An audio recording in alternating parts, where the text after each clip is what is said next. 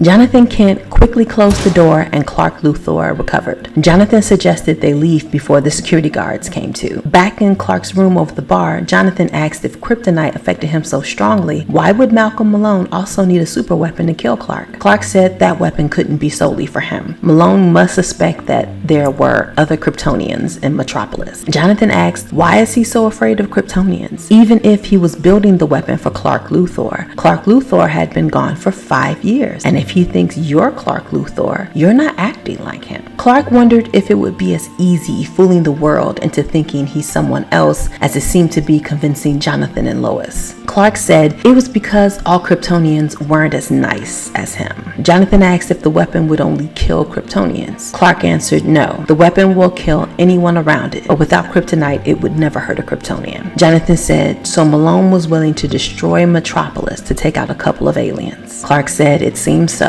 Jonathan said there was only one thing left to do. Clark asked what? Jonathan said, get rid of all the kryptonite on Earth. No kryptonite, no weapon. Malcolm Malone stood in the room with the weapon surrounded by his security team and yelled at them. He asked, how did they let this happen? He had told them to keep kryptonite on them at all times, especially after what happened with Team Alpha at the Luthor Mansion. One security guard spoke up and said that with something so dangerous, there had to be unknown side effects of carrying it around all the time. Malone calmed down and said, you're right, you never know what could endanger your life. Then Malone pulled out a gun and shot the security guard in the head. He looked at the others and asked if they had any concerns for their safety. The remaining security guards shook their heads no. At the Daily Planet, Jimmy mentioned to Lois that he was sure she was going to get him killed when they went to Malone's mansion to snoop, but he never expected to come face to face with Clark Luthor while there. Lois told Jimmy that he wasn't Clark Luthor. Jimmy said, yeah, I figured that out when he didn't kill me. So,